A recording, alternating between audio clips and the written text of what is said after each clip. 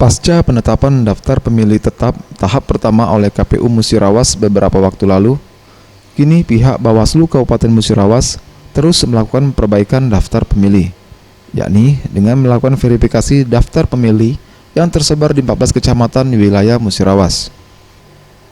Di mana dari hasil verifikasi sementara ini, Bawaslu Musirawas kembali menemukan sebanyak 54 pemilih ganda serta sebanyak 19 orang meninggal dunia yang tersebar di 14 kecamatan yang ada di Kabupaten Musirawas.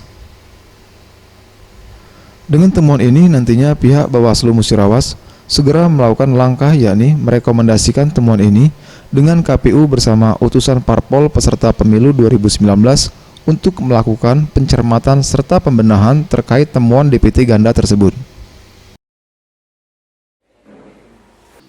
Terus yang meninggal dunia di 14 kecamatan ini ditemukan sebanyak 19 orang. Besok kita cermati bersama-sama. Kan kita juga diundang oleh KPU ya, untuk mencermati DPT HP ini bersama dengan parpol.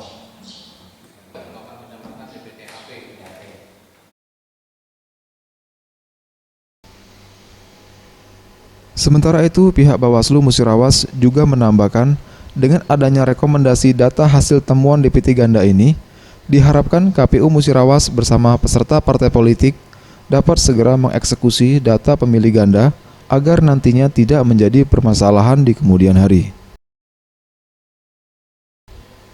Tim Liputan, Sriwijaya TV.